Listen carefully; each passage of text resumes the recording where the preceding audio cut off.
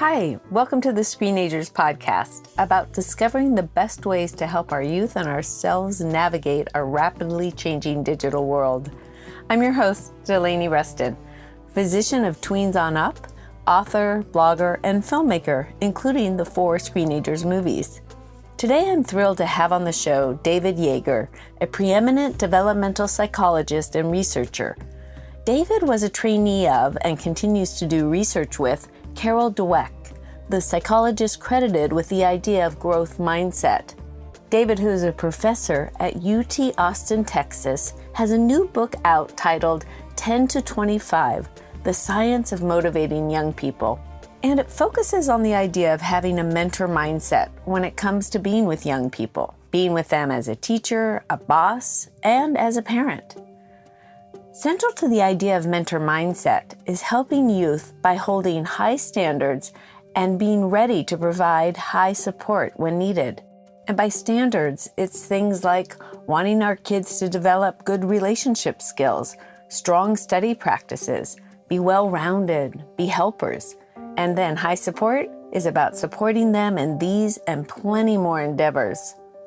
Today's discussion explores fascinating research to help us know how to have the skills and language we can use in working with young people to help motivate them, including around screen time issues. And by the way, mentor mindset does not mean that we don't have rules with our kids. David, thank you so much for being here today on the show. Yeah, thanks for having me. This is great. You have such an incredibly large and wonderful repertoire of studies. It's truly wonderful to be talking with you because your dedication to communication science is really unparalleled. After residency, I stayed at UCSF in bioethics to do communication science for a couple of years as a researcher. And so I've been a huge fan of everything that you do and delighted that you've been in 2 of the 4 Screenagers movies and really have just completely loved reading your book, 10 to 25, The Science of Motivating Young People. And to have you here now to talk about it, I want to start by asking you about the mentor's dilemma. Yeah, so the way I start the book is just this problem that a lot of people have, and it's a frustrating problem. It's something that I think gets in the way of us feeling like competent, confident parents, teachers, mentors, etc. And it's the problem of us as let's call ourselves experts in life. We're older, we're wiser, we've survived at some level, and we're trying to give critical feedback to a young person who is trying to make their way. And it could be anything. It could be a teacher critiquing an essay, a parent critiquing a child in a sport or their behavior, or it could be a mentor or even a boss correcting a young person's work. And that creates an interesting dilemma because on the one hand, if you're really tough and critical, it could come across like you're being condescending or talking down to the young person, or you're potentially, like critiquing them in a way where you think that they're less than you. And so that's one thing you could do is just be really tough and critical, but deal with those consequences of how you're coming across. The other option is to not be honest, withhold feedback, and not be critical and bite our lip. And in that case, the young person won't be offended directly, at least, because we're not saying that they're inadequate, but they also aren't giving feedback. They're not getting the information that they need in order to improve. And so it feels like neither of those options are really ideal because one of them is pushing young people away and the other is getting in the way of their development. And so what I've thought a lot about is how to resolve this dilemma where you can both be honest and critical, but also motivate. And this comes originally from Jeff Cohen's dissertation research at Stanford University over 25 years ago, where it turns out that one way to resolve this dilemma is to still be critical, but accompany your criticism with a very clear and transparent statement that your criticism is coming from a place of helping the young person to grow and improve. And it's because you believe that they can meet that higher standard. And that's something we call wise feedback. And in one of our experiments, we found young people were twice as likely to take the criticism and implement it if the criticism from an adult was accompanied by that wise feedback. Can you explain that study a little bit more? because it's so brilliant. Sure. So there was this collaboration with Jeffrey Cohen at Stanford, who wrote a book called Belonging that I recommend. And in this experiment, we had seventh graders write first drafts of essays, and then the teachers covered them in critical feedback. So they're, red ink everywhere. And the seventh graders get the essays back. And as you can imagine, in their minds, they're thinking, well, wait a second. Does this criticism mean that the teacher thinks I'm an idiot, that they're biased against me, that they're looking down on me, or not? Or is it the sign the teacher believes in me? And what we did is we had teachers handwrite notes in advance that either said in a treatment condition, I'm giving you these comments because I have very high expectations and I know that you can meet them. Or in a control condition, it just said something bland. It just said, I'm giving you these comments so you have feedback on your essay. And the kids didn't know who got which note, and the teachers didn't know who got which note because we, the researchers, appended those notes. They're put in a sealed envelope. Kids go home, they get the envelope, and then they decide over the next week whether or not they're going to revise their essay. And then a whole week later, what we see is that in the control condition, only 40% of kids turned in a revised essay, but it was 80% in the treatment condition. Let me say that this is big. Receiving a note from the teacher expressing confidence in their ability to write an excellent paper really motivated the students, effectively doubling their chance of doing more work on the paper. And so that suggests to us that wise feedback is a way of unlocking motivation, even in the otherwise unpleasant experience of getting critical feedback. It was really them feeling like the teacher believed in them, that they could do this. Well, I would say it was two things. So one is being super clear that the reason for the criticism is the high standard. Mm-hmm. But also you need an assurance that with the right support, the young person could meet that standard. That is, that it's attainable. So it's not just like a pat on the back, like I believe in you. It's more like I'm going to walk the walk with you. I'm going to be on this journey of growth so that you can get to an impressive place. Got it. And I'm going to do that because I take you seriously and I'm respecting you. And I'm giving you all of this red ink. Like this is my support to you. This is like, I took the time to do this, and I believe in you that you're going to be able to be a better writer. And I'm giving you support. I'm giving you this feedback here. Yeah, I'm giving you the red ink and I'm giving you a chance to revise it. I mean, a lot of teachers like, all right, first draft, that's your grade. Mm-hmm. And that a lot of life feels like that. So there's a structural way in which the kid is able to improve. But kids don't always see it that way. They see it as the teacher has impossible standards. And that's a microcosm of what I think happens a lot, that older adults, people our age are there trying to mentor, trying to care, trying to impart our wisdom and our experience and our expertise to the next generation. And it comes across in the wrong way. And in my book, I write about how this is true of my best friend when he was a chief resident at a hospital in Houston. And he's got people making the rounds, and he tells them you ran the wrong labs, or you should have done this test, or you should have asked that question. And it's like in one ear, out the other. And this is a guy who wants to be a great leader and is a great leader and is super charismatic and everybody likes him. And still the residents, at least a subset of them, could not deal with the feedback. And I think it's anytime there's a power dynamic, you've got in his case, like a powerful surgeon who's implying that the resident isn't good enough and they're taking it the wrong way. We feel so vulnerable when we're in our medical training that in your book, when you explain the difference of when he took the time to say, I believe in you, and what a wonderful teaching that would be to all those in power who are in, leadership and training younger people. Yeah, it's something about the human experience that when you're in a situation of status precariousness, that you can't take for granted that people with power over you are taking you seriously and are invested in your success and are going to help you improve. If that's a question in your mind, then negative experiences like critical feedback feel like yet another confirmation that you're being cast aside or looked down on. So you need to be hyper transparent about benevolent intentions. Transparency about benevolent intentions. I think in parenting speak, it's about reminding our kids at times the things that we want for them.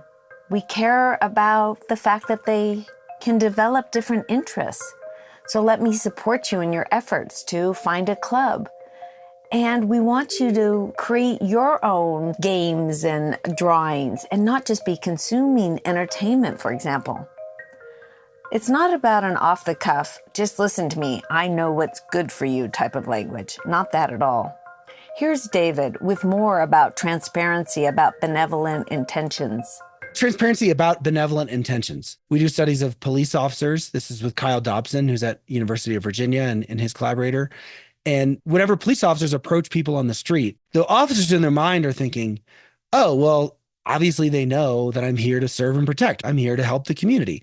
And the civilian is like, just sees someone with like a gun and a badge. So civilians are like, am I going to be arrested? We did a study where we had civilians wear stress monitoring wristbands and be waiting at a table at the street. And then an officer wearing a gun and a badge comes up and talks to them. And we tell the officer to go make friends with them, basically. If they just come up and start asking you questions, where are you going? Where have you been? Then people are very threatened. And they give one-word answers. They're very short, and they can't remember a thing about the conversation, except that they felt terrible. But if there's a transparency statement, if they're like, hey, we're just walking around to get to know the community, would you mind if I ask you some questions?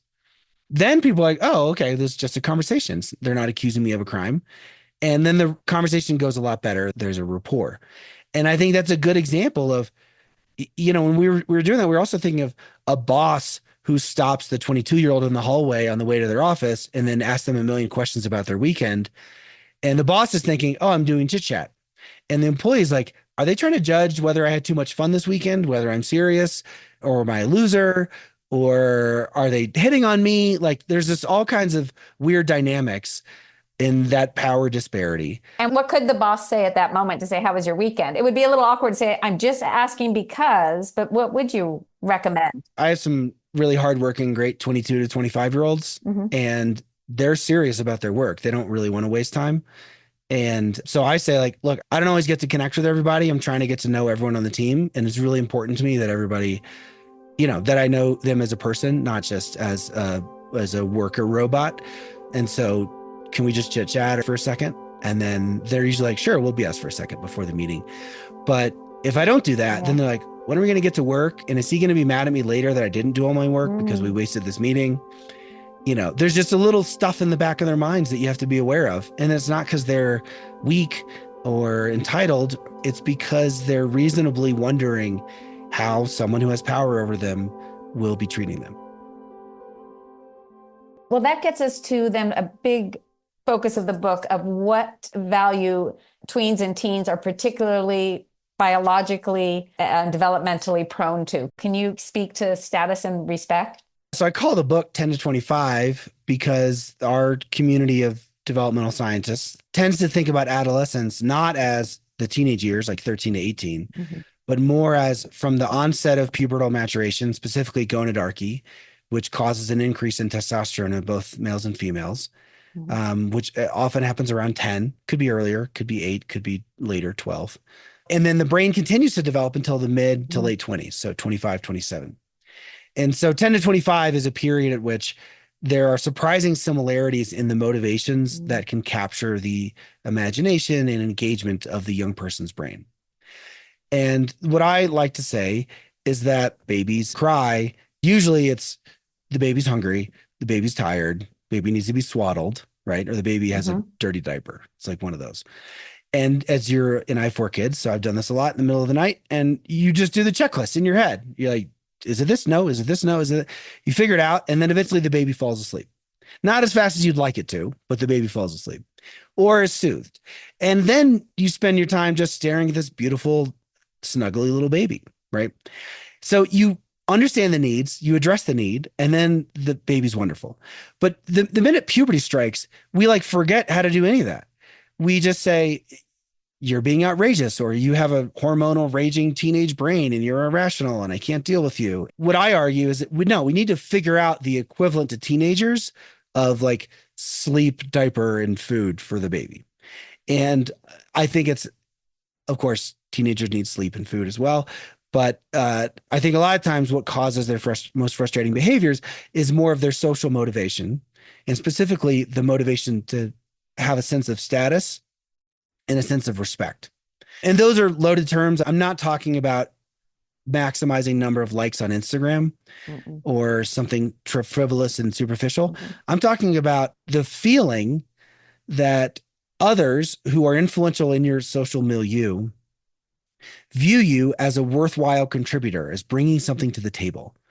The anthropologists talk about the phrase earned prestige, the idea that you've engaged in some behavior that's socially valued by the community, and that the community has noticed that, and you've gotten a reputation, a positive reputation in response to that. Something powerful in this idea of demonstrating through your behavior some kind of social value and status to others. And so there's a sense in which how you're perceived by others in the group is like natural feedback about your social value. Yep. And in our evolutionary history, that was key to survival. If you don't do anything, then eventually you're just left behind on the savannah. Yep. And so I think there's a real reason for young people in their brains, the second puberty strikes, how do you demonstrate social value? It can't be given to them by their adults, but it can be earned by impressing those adults sometimes. Yeah. And that's just a deep-seated motivation that if we figure that out, rather than work against that drive for status and respect, instead honoring it. One of the hard parts is video gaming, for example, is an incredible way for them to gain status and respect within that social milieu. And so I often really validate to young people, families that I'm working with, and teenagers, like, it makes sense. You get a challenge, you get to level up. The brain is designed for that. It's designed for you to have challenges. Yeah. And the games actually will change in real time to make that a satisfying challenge for you. And then you're playing this game with your friends. So then you're one-upping each other and whatnot in a very fulfilling kind of way. All this makes me think of Joshua, the teenager who's in Screenagers' next chapter. We learn about how in 8th grade he started really enjoying video gaming. And he says this quote, "I really liked getting the feeling of winning, that excitement. Also the feeling of winning with my friends, hearing them over the mic screaming, 'You got this.'" Eventually, we learn that Joshua's grades plummet and there's lots of problems. And without giving too much away, the mom eventually gets rid of the gaming console. And Joshua ultimately starts lifeguarding, his first job. I got to spend the day filming him at the pool when he was working, and just seeing him in that role, helping kids, talking with adults, I witnessed the pride he felt in this work.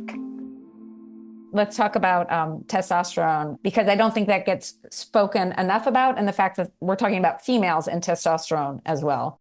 In both biological male and biological female humans, the start of gonadotrophy causes a striking increase in testosterone. And then that has all kinds of effects on the brain. Some are what's called organizational. So it organizes how the brain is just kind of wired. And then others are activational. So what gets priority in a moment to moment type experience. And for a long time, people thought of testosterone as activating a drive for sex, a drive for dominance, a drive for those kinds of like roid rage, male behaviors. Aggression. But now we understand it more. It's about social success. And so in both males and females, that increase in testosterone in longitudinal studies is correlated with things like, risk taking.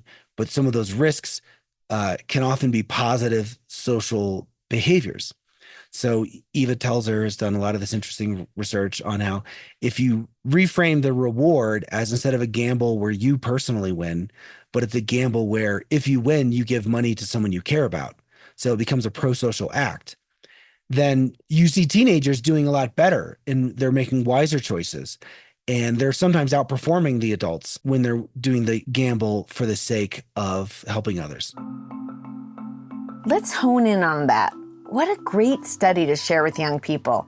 Science showing what we adults see in young people all the time, that they are loaded with kindness. And that's especially true when the rules of the game change really fast. So if there's a certain gamble task and then all of a sudden the probabilities shift, or you have to suppress what used to be the good strategy, adults often will keep doing the old strategy, but teenagers will switch to the new strategy. And that just suggests that testosterone is sensitizing the brain to social reward so that you can adapt more quickly to the changes in our culture and our society and then therefore figure out what's relevant for authentic status and respect in that culture and in that group. The teenage brain is primed to want status and respect, in part due to testosterone. And David shares supporting science.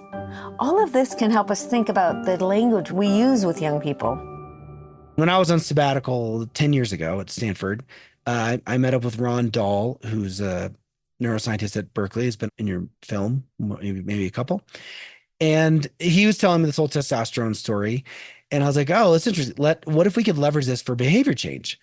And one implication is that the language we use could come across very respectfully or very disrespectfully. And if that's the case, then testosterone should be sensitizing teenagers to that disrespectful language. So the meta story here is super interesting. It's like all the ways we talk to children where we're in charge, all of a sudden that same language that worked for us for the first 10 years of life is now seeming to be disrespectful and therefore is going to work against their pubertal hormone sensitized brains. And so the way we tested this was we needed like a medicine that was good for them in the long run, but like not good for them right now in the short term. And we wanted to study the problem of why teenagers often don't take their medicine. And that's because like 50% of teenage cancer patients and organ transplant patients don't take their daily medications as prescribed. So anyway, we needed a medicine, but we couldn't take real transplant recipients because you can't have your control group like lose their kidney or whatever. And so we had to have something that was a good stand-in for medicine. And my lab manager tested lots of different substances, and then she picked a spoonful of Vegemite. So for people who don't know, Vegemite is like, imagine you brewed a barrel of beer, and then at the bottom, after you took all the delicious beer part out, you just had a bunch of yeast sitting there, and then you spooned that out and put it on toast. That's more or less Vegemite. And so it's pretty gross to people who are not raised with Vegemite. Gives you a lot of B vitamins. Yeah, that's right. Yeah. And so that's what we told people. We're like, here's a vitamin supplement. It's plausibly good for you in the long run, but it might have an unpleasant taste now. And then they take a bite of it and then they're gagging. It's so gross. And then we either ask them respectfully or disrespectfully to take a large sample. So a heaping spoonful of Vegemite. And in one condition, we use conventional disrespectful language, which you might call grown-splaining. So, and now let me mansplain grown-splaining to you. Thank you, David. That's just when adults are like, I know what's good for you. Yeah. I've pieced it out in my mind, and you just need to listen to me. And if only you would listen to me, then you would make a wise choice. That's grown-splaining. So in one condition in the Vegemite experiment, we had the medical professional who's offering the medicine say, I'm a trained medical professional. I know what's good for you. You should just listen to me. You know, there's an unpleasant taste. You should try to ignore that. Lots of statements about basically, if you know what's good for your health, and I do, then you would take this. And then it ends with thank you in advance for your cooperation, right? Yeah. So it doesn't grant any autonomy or agency, et cetera. In the respectful condition, we say things like, you're a college student. You can understand the deeper reason for this. Let me explain the medical reason why we're asking you to do this. Please consider taking this medicine. If you have an unpleasant taste, think of that as you doing your part to help science and to help others. And then thank you in advance for considering this request. So it presumes competence, it grants autonomy and agency. It's a subtle shift. And we found that the young adult participants in our study were twice as likely to take the Vegemite when they were asked respectfully versus disrespectfully, which is great. So that means that there's something to this language. But the most interesting part is we also took saliva samples of testosterone at baseline. And what we found is that people who were high in testosterone really distinguished between the respectful and disrespectful language the most. It's like they have like a testosterone-induced allergy to grown-splaining that we think causes them to really distinguish in terms of whether they take the second Vegemite spoonful. But the last little footnote is among the low testosterone people, we also administered a nasal inhaler of testosterone or not. So we took, 20-year-olds who were post-pubertal and we turned them back into 13-year-olds with this big nasal inhaler. And then there what we found is that you could take low T people and when you give them the inhaler, they look just like the high T people from baseline. So they dramatically distinguish between the respectful versus disrespectful language. So testosterone levels, it's individual differences. So Younger? the story's a little complicated. That, as far as I understand, the first time you're fully awash in testosterone is when it has its largest effects. Later, you can just have high circulating levels, but your neurons have like accommodated to that. And you've reached an equilibrium with your personal levels of hormones. Imagine you are 15 years old in Paris for the first time after 3 espressos. You're looking like just the level of intensity.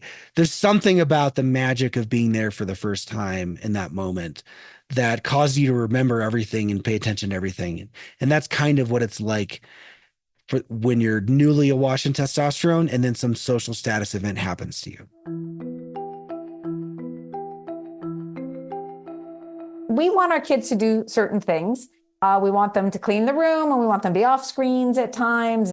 And we often yell at our kids. I call it for me, it was the grab and stab, where I would grab whatever device they were on and stab them with my eyes. What do we know about Silk and Dahl's study related to how effective it is when we yell or just nag our kids? Yeah, I mean, first of all, I just have so much compassion for parents. I mean, it's a constant struggle to figure things out. And just as a side note, that for my book, I interviewed these great mentor mindset leaders. And mentor mindset is basically being the walking, talking embodiment of the wise feedback note, with the respectful Vegemite language being what you say all the time. Let's zoom in a minute again on mentor mindset. It's about having high standards with high support. Not impossible standards, not destructive support. It's our work to figure out our actions, our words that are aligned with this mindset. Can you explain the study by Silk and Dahl? Yeah, so I've mentioned this term grown-splaining, and there's an interesting study of what happens in the teenage brain when your parent nags you and tries to grown-splain something to you. And this study is led by Jennifer Silk and Ron Dahl. It was a part of a broader study of moms and teenage daughter depression. They could have done it with dads and sons as well, I think. And the way the study works is that the moms completed the sentence, "What bothers me about you is," which is like, you're already off to a bad start with that sentence. So they would record a bunch of their responses. Yeah, moms pre-recorded these phrases. Okay. And they say things like, "What bothers me about you is I'll ask you to take your shoes downstairs and you won't. I ask you to play with your siblings and you don't, and then you yell at me. Get off your screen." Yeah, but like I'll walk by a room and say it needs sweeping and dusting, and then you won't do it. You just need to calm that down. That's in the actual paper. And so the teenage daughter is then in this big magnet that's spinning around her head while they're listening to the mom's recording. And what they find is an increase in regions of the brain related to anger.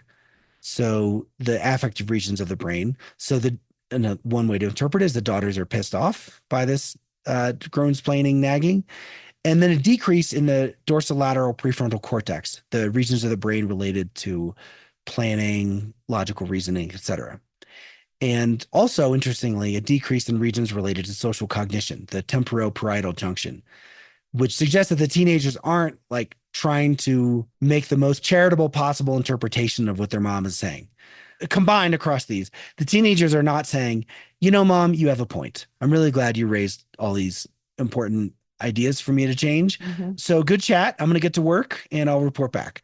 Like it's not what's happening. Yeah. Instead, it's like their brains are shut off with respect to planning and they're just super angry.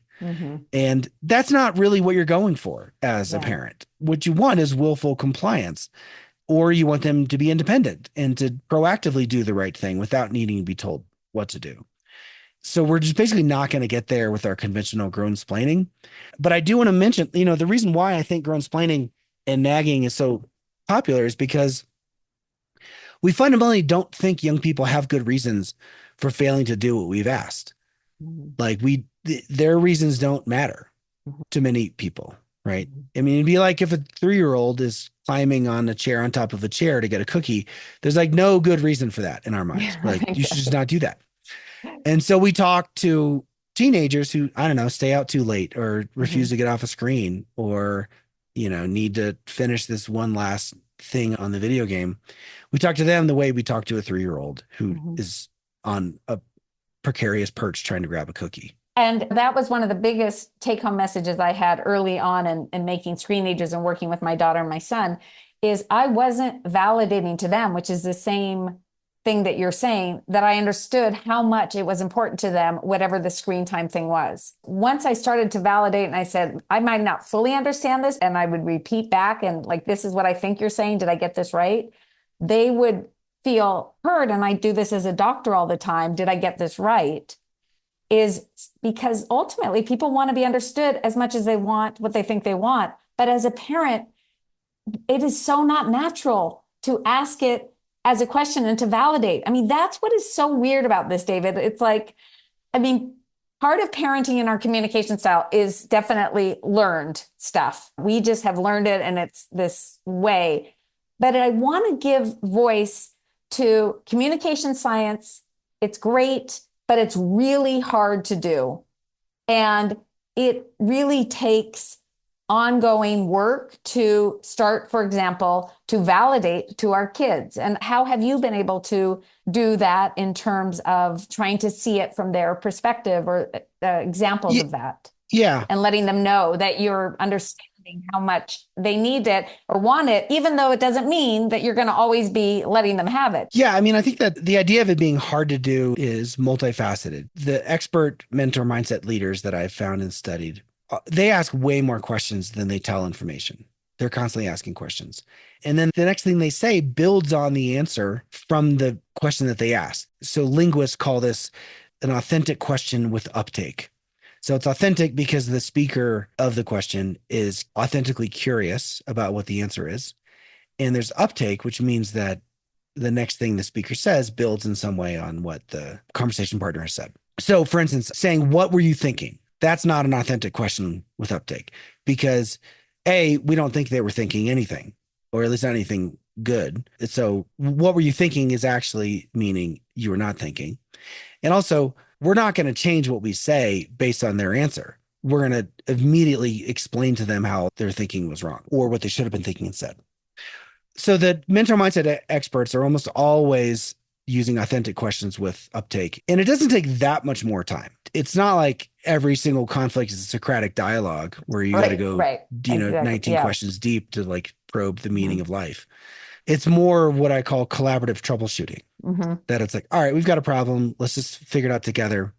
But it's very critical. They're not assuming anything really. And it's because teenagers hate when adults make assumptions about them. And if what you say involves assumptions, then they're immediately shut off. I like that. So if you were to say, I know you love social media because that's where all your friends are and this and that, that doesn't feel validating to them. But if you say, I really want to make sure I understand, can you tell me what you're enjoying about it? And well, it could be like, I know you're a very social person. I know people like you. I know you're caring and you're empathic and you want to get back to your friends if they ping you. Yeah. Or like my suspicion is that you're trying to get back to them. Yep. But what I can't figure out is why this is on top of the other things that you need to be doing, but you have to be authentically curious about it because they might say it feels like life or death, that everyone is going to move on with their inside jokes and I'm going to miss all of them. And I'm going to go to school and I'm going to not know what they're talking about. And when that happens, there will be 9 people sitting there laughing, having the most fun they've ever had in their entire lives. And I will sit there on the outside feeling like a phony or a fake that I don't understand what they're laughing about. Good example. So then what would you respond, David? I'll be like, that's a totally normal thing to feel. I mean, I can't imagine how hard that would be. And like, you really want to be a part of that. So then it's like troubleshooting. How do you get enough on the inside joke that you think is going to happen without it consuming your life? Because there are consequences of it consuming your life, which is other things you also care about are getting neglected. But it has to be what the young person cares about.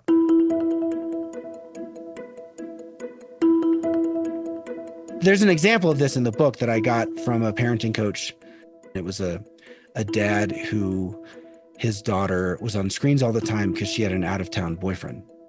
And he couldn't go in there and be like, stop being in love with this other person. Like that would not have worked, you know?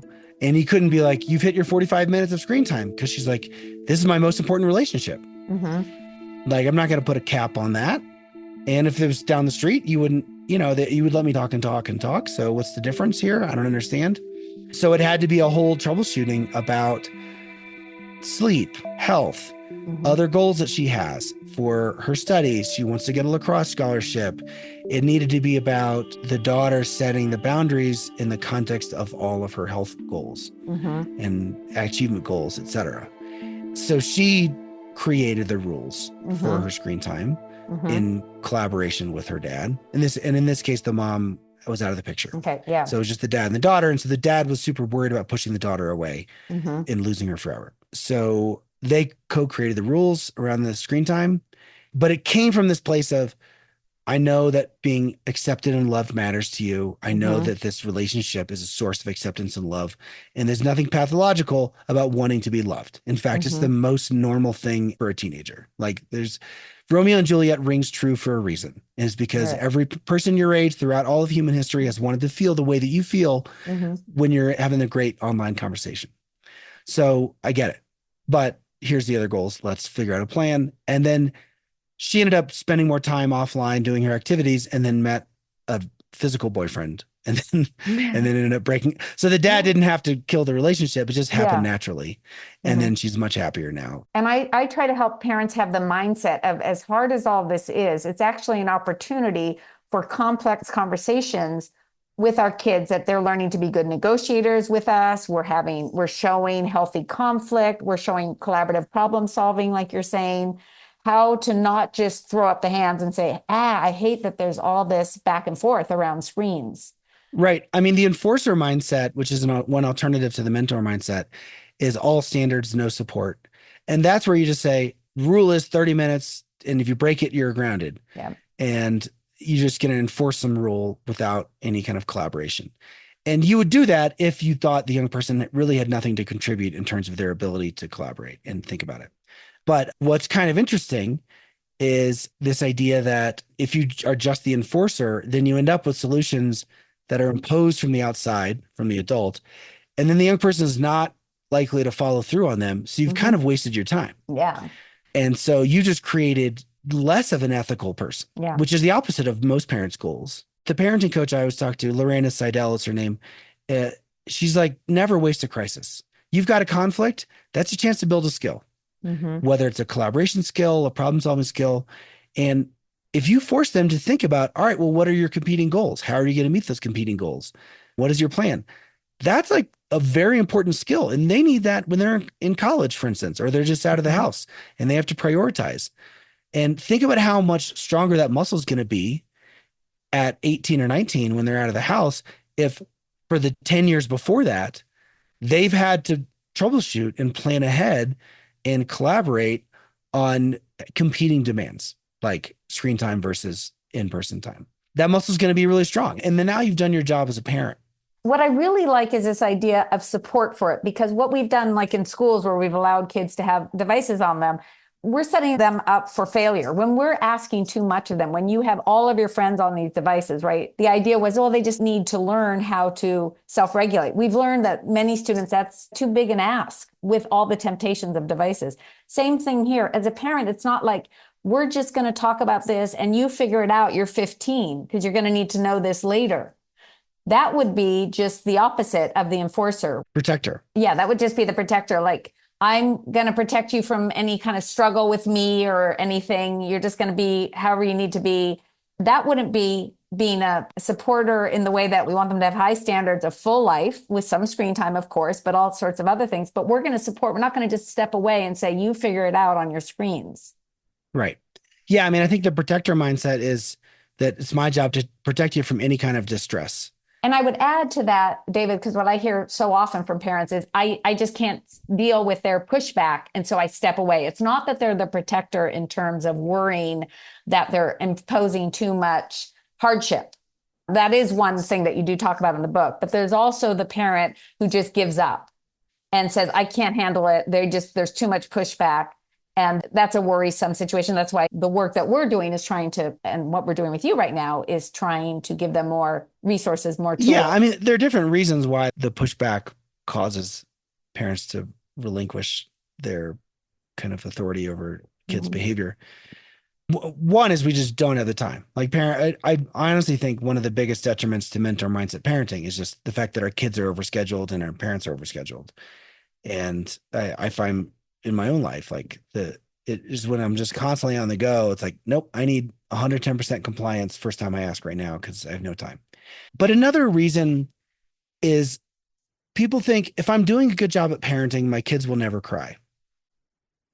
Like they'll be logical and reasonable and they'll never scream and they'll appreciate me.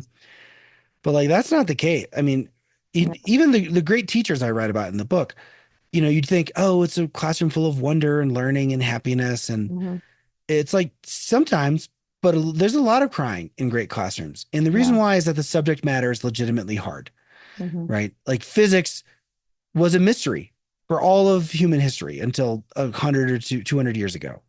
And now we expect every 16-year-old to learn it in like 7 months.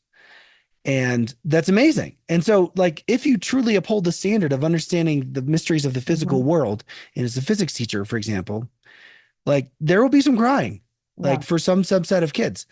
And that doesn't mean you're being a bad person or you're an enforcer. It just means that the reality of the world is in contrast to what the kid wants it to be. There's a lot of communication science that David and I have been discussing to help youth feel respected and heard, asking questions, and really letting our kids know that we care and are listening. Questions with authentic uptake, as shown by our thoughtful follow-up questions. To remember that with a mentor mindset, we have high standards, we want our kids to have full lives, and we will keep working and experimenting with ways to give them support, including around screen time issues. But will we be perfect at this all the time? Calm and rational in all of our different interactions we have with them? Heck no. You can get a do-over. You can accidentally be the disrespectful condition in the Vegemite study and then come back and be like, all right, that was not our values. I'm sorry. I should have been more curious about what was going on with you. And then you can do it again. And often they'll remember the do-over rather than the first one. That's what they're going to remember. Like, wow, that is cool. Yeah, they'll remember that. This has been great talking with you. Yeah, thank you so much for having me. Appreciate it. Bye, David. All right, bye-bye. Hey, everyone. It's such a gift that you tuned into the show today. I want to thank David Yeager for his time with us, and you can find out more about him, his book, his research, and all the studies we mentioned by going to screenagersmovie.com, the podcast page, and there you'll find show notes. And remember, by following or subscribing to the show, you will get each episode automatically. And if you can one-time rate the podcast by checking off some stars, we would super duper appreciate it. I invite you also to sign up for my weekly blog about parenting. Hundreds of blogs at screenagersmovie.com, and the search bar makes finding specific topics easy, and each blog has discussion questions to jumpstart conversations with your kids, students, soccer players, you name it. And at the website, you'll find out about how to see our 4 Screenagers movies and much more. Finally, I love hearing from you, so email me at Delaney@screenagersmovie.com. Today's show was produced by the following people: me, your host, Delaney Reston, Lisa Tabb, Rebecca Tolan, and sound editing was done by Alan Gofinski.